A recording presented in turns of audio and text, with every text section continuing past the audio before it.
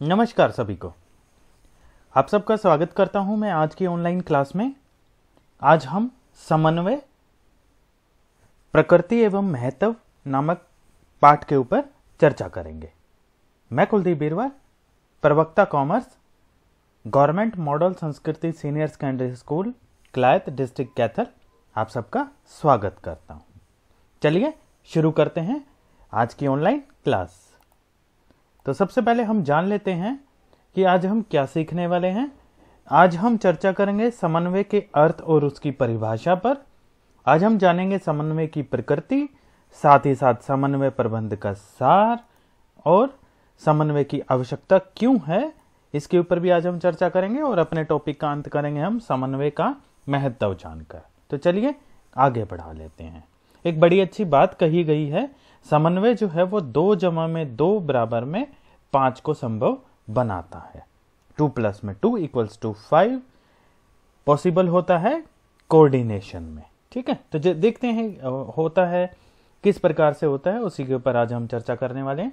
सबसे पहले समन्वय का अर्थ हम जान लेते हैं, परिभाषा के साथ शुरू करते हैं, फिर उसका अर्थ समझेंगे। कुंटज महोदय क्या कह रहे हैं?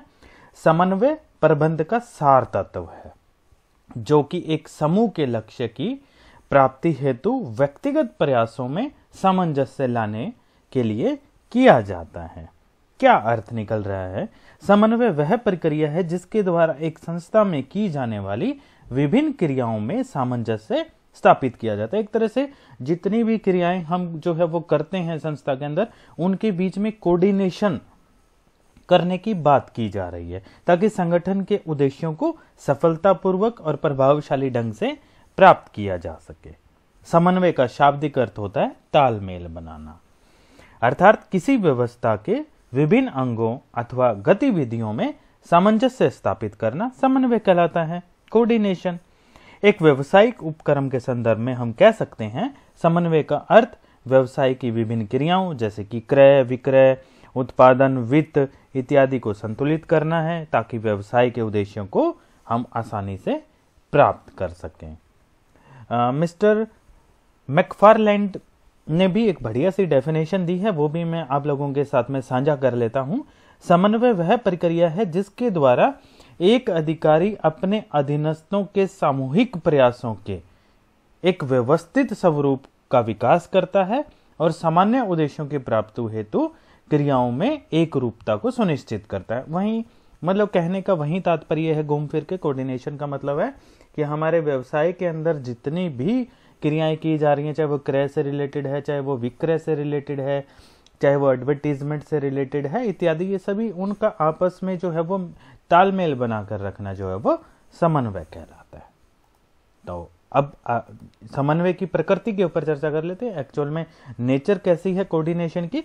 समन्वय एक उद्देश्य को प्राप्त करने वाली विभिन्न क्रियाओं में सामंजस्य स्थापित करने की प्रक्रिया। ये हम परिभाषाओं को और अर्थ के द्वारा हम समझ चुके हैं। अब इसकी प्रकृति के ऊपर चर्चा करते हैं। समन्वय सामूहिक प्रयासों में सामंजस्य स्थापित करता है। थोड़ा सा अर्थ और क्लियर कर देगा जब हम प्रकृति जो है वो समन्वय की हम पढ़ेंगे। समन्वय की आवश्यकता उस समय पड़ती है बच्चों जब किसी उद्देश्य की प्राप्ति के लिए अनेक व्यक्तियों के प्रयासों की जरूरत हो, या फिर हम कहें कि समन्वय का संबंध सामूहिक प्रयास से है न कि एकाकी प्रयास से। यदि एक ही व्यक्ति काम करने वाला हो तो किसी के साथ तालमेल वाला तो प्रश्न ही नहीं उठेगा। तो जहां 1, 2 या 2 से अधिक व्यक्ति कार्य करते हो किसी भी संस्था में, तो वहां पर हमें समन्वय की आवश्यकता पड़ती है। फिर समन्वय प्रयास में एकता सुनिश्चित करता है। समन्वय की प्रकृति प्रयास में एकता पैदा करने की है। इसका अभिप्राय समन्वय प्रक्रिया के दौरान एक संगठन की विभिन्न क्रियाओं में एकता पैदा करना जो है वो इसका प्रयास रहता है। उदाहरण के रूप में अगर समझें हम तो क्रय और विक्रय विभागों को अपनी क्रियाओं को इस ढंग से समन्वित करना होता है ताकि क्रय आदेशों की पूर्ति आसानी से की जा सके। फिर तीसरा हमारा पॉइंट आ जाता है, समन्वय एक सतत प्रक्रिया है। सतत मतलब लगातार चलने वाली कंटिन्यूअस प्रोसेस। यह कोई ऐसा कार्य नहीं है जो हमेशा के लिए एक ही बार में पूरा कर लिया जाए, बल्कि इसकी आवश्यकता तो हर कदम पर, हर प्रक्रिया के दौरान जो है वो हमें पड़ेगी। व्यवसाय में अनेक क्रियाएं की जाती हैं, इनमें से कोई ना कोई क्रिया आवश्यकता से अधिक या कम होती रहती है तो संतुलन बिगड़ जाता है। अतः सभी क्रियाओं में संतुलन बनाए रखने के लिए हमें लगातार निगरानी रखनी पड़ती है। फिर समन्वय एक सर्वव्यापक कार्य है। सर्वव्यापकता का अर्थ तो अब तक आप समझ चुके होंगे। उस सत्य से हम कहते हैं जो सभी क्षेत्रों में, चाहे वो व्यवसायिक हो चाहे वो गैर व्यवसायिक हो, तथा सभी स्थानों पर समान रूप से लागू होता हो, हम उसको सर्वव्यापकता कहते हैं। समन्वय इसी प्रकृति का है। एक शिक्षण संस्थान की हम अगर बात करें तो टाइम टेबल बनाना समन्वय स्थापित करने का एक सबसे अच्छा उदाहरण कहा जाएगा। क्रिकेट के खेल में सभी खिलाड़ियों को पूर्व निर्धारित स्थानों पर खड़ा करना, जिसको हम फील्डिंग बोलते हैं, फील्डिंग लगा ली तो पहले से ही निर्धारित होता है कि कौन सा खिलाड़ी कहां पर खड़ा होगा। अगर ये निर्धारित ना हो तो फिर जो है वो कोऑर्डिनेशन गड़बड़ा जाएगा। इसी प्रकार ही एक व्यावसायिक इकाई में क्रय विक्रय उत्पादन वित्त एडवर्टीजमेंट आदि विभागों की क्रियाओं का मिलाप करना बहुत आवश्यक होता है। फिर समन्वय सभी प्रबंधकों का उत्तरदायित्व है। समन्वय की जरूरत उच्च मध्य और निम्न तीनों ही प्रबंधकीय स्तरों पर होती है। सभी स्तरों पर की जाने वाली विभिन्न क्रियाएं अपने आप में महत्वपूर्ण होती हैं। अतः सभी प्रबंधकों का यह उत्तरदायित्व है कि समन्वय स्थापित करने का प्रयास करें। इसलिए यह नहीं कहा जा सकता कि समन्वय का किसी विशेष प्रबंधकीय स्तर, उच्च स्तर, निम्न, मध्य तीनों ही स्तरों पर बहुत अधिक महत्व है। और हमारा आखिरी पॉइंट प्रकृति का, समन्वय जानबूझकर किया जाने वाला कार्य है। समन्वय कभी भी अपने आप स्थापित नहीं हो सकता, बल्कि यह जानबूझकर किया गया एक प्रयास होता है। केवल सहयोग से ही बात नहीं बनती, सहयोग के साथ कोऑर्डिनेशन होना बहुत जरूरी है। अगर हम उदाहरण के लिए हम बात करें तो एक अध्यापक बहुत बढ़िया तरीके से पढ़ाने की इच्छा रखता है, यह एक सहयोग है, लेकिन स्कूल के टाइम टेबल नहीं बनाया गया तो यहां समन्वय का अभाव हो जाएगा। पढ़ाने की इच्छा रखता है लेकिन उसको यह नहीं पता कि उसे किस समय कौन सी कक्षा में जाना है, तो ऐसी स्थिति में क्या होगा, कक्षाएं ढंग से नहीं लग पाएंगी। यहां समन्वय के अभाव में जो अध्यापक है उसका किया जाने वाला सहयोग भी अर्थहीन हो जाएगा। वहीं दूसरी ओर सहयोग के अभाव में समन्वय कर्मचारियों को असंतुष्ट करता है और एक ही समय पर दोनों का होना बहुत जरूरी है। सहयोग क्या होता है, मिलजुल कर काम करने की इच्छा को हम सहयोग कहते हैं, जो कि स्वयं उत्पन्न होती है, किसी में की नहीं जाती है। तो ये कुछ पॉइंट थे समन्वय की प्रकृति के। आगे बढ़ाते हैं टॉपिक को और चर्चा करते हैं समन्वय प्रबंध का सार है। इसके ऊपर इस प्रकार का प्रश्न अक्सर आ जाया करता है एग्जाम में। पॉइंट टू पॉइंट चलते हैं। समन्वय के संबंध में एक महत्वपूर्ण प्रश्न यह दिमाग में उठता है कि क्या इसे प्रबंध के अन्य कार्यों, नियोजन, संगठन, नियुक्तिकरण, निर्देशन, नियंत्रण, जो हमने पिछले चैप्टर में पढ़े, की श्रृंखला में ही प्रबंध का छठा कार्य मान लिया जाए या नहीं। कुछ प्रबंध विशेषज्ञ जैसे कि हेनरी फ्योल, एलन या फिर टीड का मानना है कि समन्वय प्रबंध का एक अलग कार्य है, लेकिन आधुनिक प्रबंध विशेषज्ञों की अगर हम बात करें कि समन्वय प्रबंध का कोई अलग कार्य नहीं है, बल्कि यह प्रबंध के अन्य सभी कार्यों का एक महत्वपूर्ण हिस्सा है। हम ये चर्चा कर चुके हैं कि समन्वय जो है वो सार्वभौमिक है, हर जगह होता है, हर स्तर पर होता है। इस विचारधारा के प्रबल समर्थक जो हैं वो कुंटज, ओडोनेल रहे हैं। इसी संदर्भ में उन्होंने कहा भी है कि समन्वय प्रबंध का सार है, अर्थात जब एक प्रबंधक प्रबंध के सभी कार्यों को पूरा करता है तो समन्वय की स्थापना में ही व्यस्त रहता है। चलिए इसको थोड़ा सा और हम डिटेल में पढ़ते हैं। समन्वय को हम नियोजन कार्य के साथ जोड़ने का प्रयास करते हैं। एक प्रबंधक जब नियोजन के कार्य में व्यस्त होता है तो उस समय उसके सोच विचार का केंद्र बिंदु समन्वय ही होता है। विभिन्न विभागों की क्रियाओं को ध्यान में रखकर ही नियोजन कार्य किया जाता है। अगर हम उदाहरण लेकर इस चीज को समझना चाहें कि जब एक विक्रय प्रबंधक अपने विभाग के विक्रय लक्ष्य, सेल्स टारगेट को बढ़ाने की योजना बना रहा होता है तो वह उत्पादन प्रबंधक, क्रय प्रबंधक, वित्त प्रबंधक आदि से भी विचार विमर्श करता है ताकि भविष्य में किसी भी प्रकार की समस्या का सामना ना करना पड़े। ऐसा करना यह प्रदर्शित करता है कि नियोजन के दौरान समन्वय स्थापित किया जाता है। प्रबंध का कोई भी ऐसा कार्य नहीं है जिसे समन्वय के अभाव में पूरा किया जा सके या जिसका प्रयास समन्वय स्थापित करना ना हो। तो उसी के बारे में हम चर्चा कर रहे हैं। अब दूसरे कार्य के साथ में जोड़ते हैं समन्वय को संगठन के साथ में। प्रबंध के संगठन कार्य के अंतर्गत संस्था के मुख्य कार्यों को अनेक उप कार्यों में बांटने और उन्हें पूरा करने वाले व्यक्तियों के मध्य संबंधों की व्याख्या की जाती है ताकि व्यवसाय की सभी क्रियाएं व्यवस्थित ढंग से पूरी की जा सके। जब प्रबंधक यह कार्य कर रहा होता है तो उसका प्रयास सभी विभागों में और एक ही विभाग के अनेक व्यक्तियों में समन्वय स्थापित करना रहता है। उदाहरण के साथ समझने का प्रयास करते हैं। उत्पादन विभाग में काम करने वाले अनेक व्यक्तियों के मध्य काम का बंटवारा इस ढंग से किया जाता है कि जहां एक व्यक्ति का काम खत्म हो वहीं दूसरे का शुरू हो जाए, क्योंकि एक व्यक्ति के काम में कमी अन्य सभी को प्रभावित कर सकती है। इसीलिए सभी व्यक्ति अपने काम को ठीक समय पर पूरा करते हैं और एक दूसरे के काम में अड़चन नहीं बन पाते हैं। तो देखिए संगठन और समन्वय कितना आवश्यक है, आपस में जुड़ा होना। अब तीसरा हमारा जो कार्य है नियुक्तिकरण के साथ जोड़ते हैं समन्वय को। संगठन कार्य के अंतर्गत जो संस्था के विभिन्न पद स्थापित किए गए हैं, हमने नियुक्तिकरण के बारे में पिछले चैप्टर में थोड़ा सा जाना था कि पदों को भरना और उन पदों पर उन व्यक्तियों को बनाए रखना जो है वो नियुक्तिकरण कहलाता है। तो संगठन कार्य के अंतर्गत तो संस्था के विभिन्न पद स्थापित कर दिए, जबकि नियुक्ति कार्य में उनमें जान डाली जाती है, मतलब उनमें व्यक्तियों को चूज करके उनको जॉब दी जाती है। अर्थात संगठन के विभिन्न स्थापित पदों पर व्यक्तियों से भरा जाता है। जब एक प्रबंधक नियुक्ति का कार्य कर रहा होता है तो उस समय भी उसका ध्यान समन्वय को समर्पित होता है। उसका यह प्रयास रहता है कि सभी पदों को योग्य एवं अनुभवी व्यक्तियों से भरा जा सके ताकि संस्था में किसी भी क्रिया जो भी करें हम उसमें कोई रुकावट ना आए, बिना रुकावट के वो चलती रहे। फिर समन्वय को निर्देशन के साथ में जोड़ते हैं। प्रबंध निर्देशन कार्य को पूरा करते समय समन्वय को प्राथमिकता देता है। जब वह एक अधीनस्थ को आदेश या निर्देश देता है, अधीनस्थ का अर्थ क्या होता है, जो किसी अपने अधिकारी के अंडर में जो वो कार्य कर रहे होते हैं, हम उनको अधीनस्थ कहते हैं। अन्य लोगों पर इसका क्या प्रभाव पड़ेगा, अन्य लोगों पर विपरीत प्रभाव पड़ने की संभावना को टालने का पूरा प्रयास करते हैं।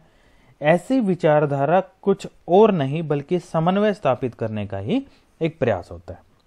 अगर हम उदाहरण लेकर इस चीज को समझने का प्रयास करें, एक जैसा काम करने वाले दो व्यक्तियों के साथ एक जैसा व्यवहार किया जाए ताकि उनमें मन मुटाव ना हो, इसी को हम कोऑर्डिनेशन कहते हैं सामान्य भाषा में। अब अपने आखिरी वाले उसके साथ जोड़ लेते हैं नियंत्रण के साथ समन्वय को। नियंत्रण के अंतर्गत काम की प्रगति का मूल्यांकन किया जाता है ताकि समय पर ही सुधारात्मक कार्रवाई करके विपरीत परिणामों से बचा जा सके। समन्वय के संदर्भ में कह सकते हैं कि नियंत्रण द्वारा संस्था के उद्देश्यों, उन्हें प्राप्त करने के लिए उपलब्ध साधनों एवं मानवीय प्रयासों में संतुलन स्थापित किया जाता है। तो समन्वय और हम कंट्रोलिंग यानी नियंत्रण को अलग अलग नहीं कर सकते। तो निष्कर्ष के रूप में हम कह सकते हैं कि समन्वय प्रबंध के सभी कार्यों के साथ जुड़ा हुआ है। हमने देखा नियोजन के साथ भी वो जुड़ा हुआ है, हम उसको अलग नहीं कर सकते। हमने देखा संगठन के साथ भी समन्वय जुड़ा हुआ है, अलग नहीं किया जा सकता। फिर इसी के साथ साथ नियुक्तिकरण के साथ भी जुड़ा हुआ है। निर्देशन और समन्वय का आपस में जो है वो जुड़ाव है और नियंत्रण और समन्वय भी आपस में जुड़े हुए हैं। अतः तो हम बिना सोचे समझे तो बिल्कुल हम कह सकते हैं, कोई डाउट नहीं है इस चीज के अंदर कि समन्वय प्रबंध का कोई अलग कार्य नहीं है, बल्कि ये तो प्रबंध में ही जो है वो एक तरह से, इसके बगैर प्रबंध जो है वो एक तरह से बिखरा हुआ सा नजर आएगा, क्योंकि हर प्रबंध के कार्य में तो समन्वय है। तो हम कह सकते हैं कि समन्वय जो है वो प्रबंध का एक सार है। अब चर्चा करते हैं, क्या समन्वय की आवश्यकता प्रबंध के सभी स्तरों पर होती है। हमने कार्य में तो हमने देख लिया कि हर एक प्रबंध के कार्य में समन्वय जो है वो घुसा हुआ है, उसके बगैर तो पॉसिबल हो ही नहीं रहा था हमारा। अब ये जान लेते हैं, क्या समन्वय की आवश्यकता प्रबंध के सभी स्तरों पर होती है। हमने पिछले चैप्टर में हमने पढ़ा था प्रबंध के हमारे 3 स्तर होते हैं, उच्च स्तर, मध्य स्तर और निम्न स्तर। प्रबंध के स्तरों को यदि समन्वय की दृष्टि से देखा जाए तो स्पष्ट हो जाता है कि समन्वय का संबंध किसी एक प्रबंधीय स्तर पर तो नहीं है, बल्कि इसकी आवश्यकता अथवा महत्व सभी प्रबंधकीय स्तरों पर बराबर है।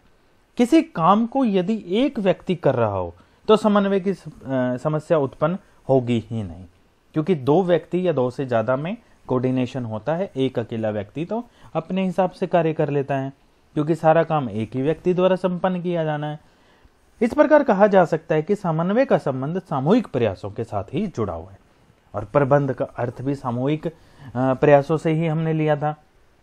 प्रबंध के प्रत्येक स्तर पर अनेक व्यक्तियों द्वारा सामूहिक रूप से पूरा किया जाना होता है, और इसी काम को सफलतापूर्वक करने के लिए उनमें कोऑर्डिनेशन यानी समन्वय की आवश्यकता होती है। तो कह सकते हैं हम कि समन्वय की आवश्यकता सभी प्रबंध के स्तरों पर होती है। इतना ही नहीं, बल्कि यदि प्रबंध के तीनों स्तरों को एक नजर से देखा जाए तो यह भी अपने आप में एक समूह बन जाता है, और समूह का नाम आते ही समन्वय की आवश्यकता हमें महसूस होती है। जहां एक व्यक्ति कार्य करेगा वहां हमें समन्वय की आवश्यकता नहीं है, क्योंकि वो तो अपने अकॉर्डिंग ही सारी चीजें कर लेगा। हमें समन्वय की आवश्यकता कहां पड़ती है बच्चों? जहां दो या दो से अधिक व्यक्ति किसी कार्य को कर रहे होते हैं। तो जब प्रबंध की हमने बात कर ली, तो प्रबंध में तो वही होता है जहां बहुत सारे व्यक्तियों से हमें कार्य करवाना होता है। तो बहुत सारे जहां आ गए तो वहां पर फिर समन्वय आ जाता है। तो कह सकते हैं तीनों प्रबंध के स्तरों पर व्यक्तिगत रूप से भी और सामूहिक रूप से भी समन्वय की आवश्यकता होती है। तो हम इस पॉइंट को जस्टिफाई कर सकते हैं, अगर एग्जाम में आ जाए तो चर्चा कर लेते हैं समन्वय के महत्व को। हमारे आज की ऑनलाइन क्लास का आखिरी पॉइंट है ये। तो पॉइंट टू पॉइंट समझते हैं इसको। सबसे पहला, संगठन का आकार, साइज ऑफ ऑर्गेनाइजेशन। आज के समय की अगर हम बात करें तो व्यवसाय का पैमाना बढ़ता चला जा रहा है। व्यवसाय का पैमाना बढ़ने पर उसमें काम करने वाले व्यक्तियों की संख्या भी बढ़ रही है। सभी व्यक्तियों की रुचि, काम करने का ढंग, आपसी मेलजोल, काम करने का उद्देश्य, सहन शक्ति आदि अलग अलग होती है, ये हम जानते हैं अच्छे से।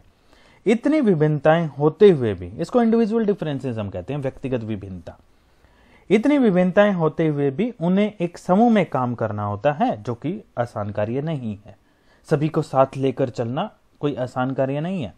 अतः जरूरी है कि समन्वय के माध्यम से ऐसा वातावरण तैयार किया जाए ताकि सभी व्यक्ति संस्था के उद्देश्य की प्राप्ति में ध्यान लगाएं और उसमें पूरा योगदान दे सकें। फिर दूसरा, कार्यात्मक विभेदीकरण। एक संस्था में स्थापित विभिन्न विभागों का हित अलग अलग हो सकता है। किसी का क्रय से संबंधित है, किसी का विक्रय से संबंधित है, कोई एडवर्टीजमेंट पे ध्यान दे रहा है, कोई वित्त पे ध्यान दे रहा है, तो अलग अलग ही होता है। ऐसी स्थिति संस्था के मुख्य उद्देश्य को पूरा करने में रुकावट बन जाती है या पूरा करने में असमर्थ सी हो जाती है। इस हानि से बचने के लिए एक ही तरीका होता है, वो होता है सभी विभागों में आपस में समन्वय स्थापित कर दिया जाए। अगला पॉइंट चलते हैं, विशिष्टीकरण, स्पेशलाइजेशन। प्रत्येक संगठन में विशिष्टीकरण का लाभ उठाने के लिए एक मुख्य क्रिया को अनेक छोटी छोटी उपक्रियाओं में विभाजित कर दिया जाता है। प्रत्येक उपक्रिया को अलग अलग व्यक्तियों को सौंपा जाता है। मतलब एक कार्य को कई भागों में, छोटे छोटे भागों में बांट दिया जाता है। जैसे कि साइकिल बनाना हो गया, तो एक व्यक्ति तो पूरी साइकिल नहीं बनाएगा, कोई ब्रेक्स बना रहा है, कोई घंटी बना रहा है, कोई सीट बना रहा है, कोई फ्रेम बना रहा है। इस प्रकार से छोटी छोटी उपक्रियाओं में हम बांट देते हैं। प्रत्येक उपक्रिया अलग अलग व्यक्तियों को सौंप दी जाती है, जो कि उस उपक्रिया के विशेषज्ञ होते हैं। कोई घंटी बनाने का विशेषज्ञ है, अगर हम साइकिल की ही बात करें, कोई सीट बनाने का विशेषज्ञ है, कोई टायर बनाने का विशेषज्ञ है। प्रत्येक व्यक्ति कुल कार्य की परवाह किए बिना अपने कार्य को अपने ढंग से करना चाहता है।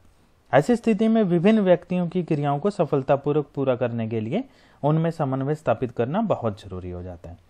समन्वय स्थापित हो जाने पर सभी व्यक्ति अपना अपना कार्य कुल कार्य के संदर्भ में समय पर पूरा कर पाते हैं। तो यहाँ समन्वय का ये महत्व होगा। कहीं ये ना हो घंटियां तो बहुत सारी बन गई, टायर नहीं बने, साइकिल तो पूरी नहीं हो पाएगी बिना टायर के। तो इसी प्रकार से कोऑर्डिनेशन का फायदा होता है हमें। फिर विभिन्न प्रक्रियाओं का एक दूसरे पर निर्भरता, आखिरी पॉइंट।